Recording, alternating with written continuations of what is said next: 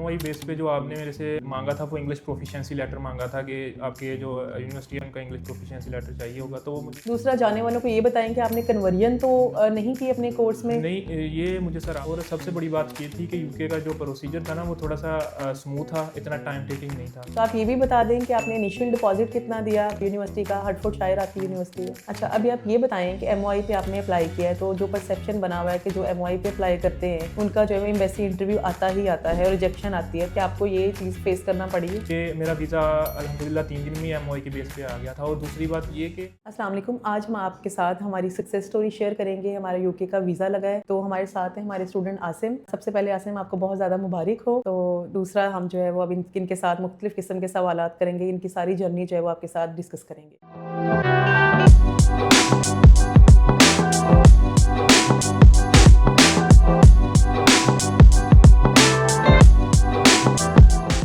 सबसे पहले आसिम, आप अपना इंट्रोडक्शन करवाएं और अपनी प्रोफाइल जो है वो हमारे देखने वालों के साथ शेयर करें। जी, मेरा नाम मोहम्मद आसिम तनवीर और मैं यहीं फैसलाबाद का ही। मैंने अपना जो बैचलर्स किया था ना वो जीसी से किया था, इसी रिसेंट ईयर में जो 2025 गुजर के गया ना उसमें, और मेरी सीजीपीए थी 3.5 और मैंने हर्टफोर्डशायर में एमएससी साइबर सिक्योरिटी में अप्लाई किया था एमओआई की बेस पे। तो माशाल्लाह आज मेरा वीज़ा आ गया। अच्छा, मुझे ये बताएं कि एमओआई बेस पे क्या रिक्वायरमेंट थी?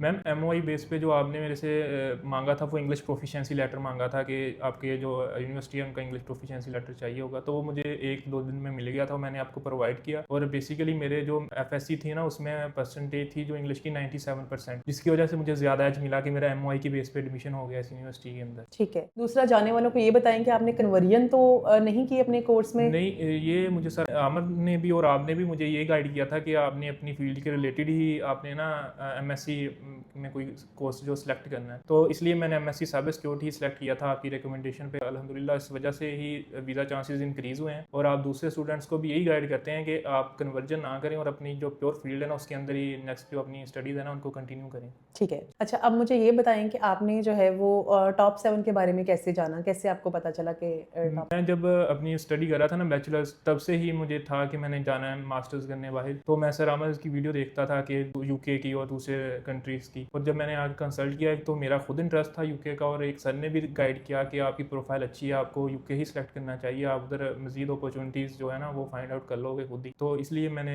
यूके ही सिलेक्ट किया था। ठीक है। अगला सवाल मेरा इससे मिलता है कि आपने जो है वो, हमारा तो यूरोप की सक्सेस भी रेशो भी बहुत हाई है, तो आपने यूके ही क्यों चूज़ किया? तो आप थोड़ा सा उस पर मजीद अगर बता दें। मैम, मेरा शुरू से इंटरेस्ट था एक तो यूके का, और दूसरा जब मैं आपसे मिला, सर आमर से मिला, क्योंकि सर आमर खुद भी अब्रोड से एजुकेशन करके आए हैं कंप्लीट अपनी, तो उन्होंने मुझे ना फैक्ट बेस पे गाइड किया कि किस तरह आपको ज़्यादा अपॉर्चुनिटीज़ मिलेंगी यूके में। तो और मेरा वो ना थोड़ा सा हो गया कि अब यूके ही मैं सेलेक्ट करूँगा। और सबसे बड़ी बात ये थी कि यूके का जो प्रोसीजर था ना वो थोड़ा सा स्मूथ था, इतना टाइम टेकिंग नहीं था, तो ये थोड़ा सा मुझे रिक्वायर था कि मैं ना वो झंझट में ना पड़ूँ इतना, और ये स्मूथली मेरा प्रोसीजर गुजर जाए। और अल्हम्दुलिल्लाह मेरा प्रोसीजर आपकी बदौलत बहुत अच्छा ही गुजरा है। जो चीज़ आप मुझसे मांगते थे मैं फ़ौरन प्रोवाइड करता था, और आपकी गाइडेंस की बदौलत ही अल्हम्दुलिल्लाह मेरा आज वीज़ा लगा। अच्छा, आप मुझे ये बताएं कि आपने कौन कौन से डॉक्यूमेंट प्रिपेयर किए पूरे प्रोसेस में जो हमें प्रोवाइड किए, और जो है वो कॉस्ट के बारे में बता दें कि आपके कितने पैसे लगे हैं यूके के लिए। मैम, मेरा बेसिकली एमओआई की बेस पे हुआ है ना, तो मुझे इंग्लिश प्रोफिशिएंसी लेटर की ज़रूरत पड़ी थी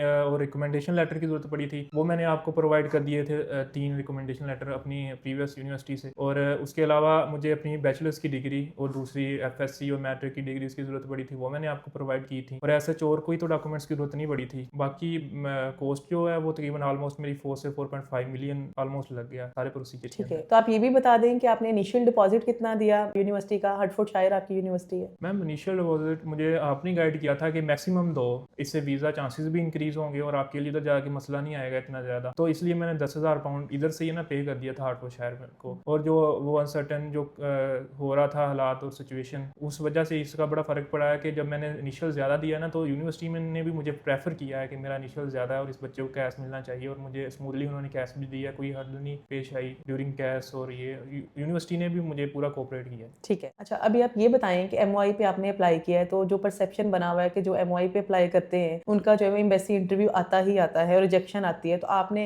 क्या आपको ये चीज़ फेस करना पड़ी है? मैम, एक तो ये था कि मेरी एकेडमिक बैकग्राउंड अच्छा था, स्ट्रॉन्ग था, और दूसरा ये कि आपने उसे इतना अच्छा रिप्रेजेंट किया ना फाइनेंशियली भी, और दूसरा भी एकेडमिक वाइज भी, कि मेरा वीज़ा अल्हम्दुलिल्लाह 3 दिन में एमओआई के बेस पे आ गया था। और दूसरी बात ये कि अगर एमओआई भी कोई अप्लाई कर रहा है ना इंटरव्यू की बात रही, वो मैम आजमीन और आप लोग उस पे बहुत ज़्यादा एफर्ट करते हो इंटरव्यू की तैयारी के लिए, और मुझे आपने हर रोज़ रेगुलरली आपने मेरा मॉक लेते थे, फुली तैयार था, क्योंकि मुझे ऑलमोस्ट इस सारे प्रोसीजर में 1.5 से 2 माह लगे हैं। तो मुझे मैम ने शुरू से ही इंटरव्यू की गाइडेंस जो थी ना, वो थोड़ा-थोड़ा मुझे देना शुरू कर दिया था, और ऑलमोस्ट पिछले 1 मंथ से मेरी रेगुलर मैम लेते थे सेशन ऑनलाइन। कभी मैं फिजिकल आ जाता था क्योंकि मैं फैसलाबाद का ही हूँ, कभी मैं ऑनलाइन सेशन लेता था, इंटरव्यू की तैयारी करते थे, मैम के साथ सर्च आउट करते थे चीज़ें, कुछ वो करती थी, कुछ मैं करता था। इस तरह यानी कि अच्छी यानी कि इंटरव्यू की तैयारी थी। अगर वो आ जाता तो मुझे उम्मीद थी इंशाल्लाह हम उसे भी क्लियर करते, क्योंकि प्रीवियस भी आपके स्टूडेंट्स का इंटरव्यू आया और अल्हम्दुलिल्लाह उन्होंने क्लियर किया है इस चीज़। ओके, अच्छा, आप जो हमारे बाकी स्टूडेंट्स हैं जिन्होंने अभी अप्लाई नहीं किया या जो जाना चाहते हैं बाहर, उन्हें क्या रिकमेंड करेंगे? मैम मैं तो यही रिकमेंड करूँगा कि वो आएँ टॉप 7 के पास। मैं खुद भी और सर्च आउट किया था, लेकिन फाइनली मैं इधर आया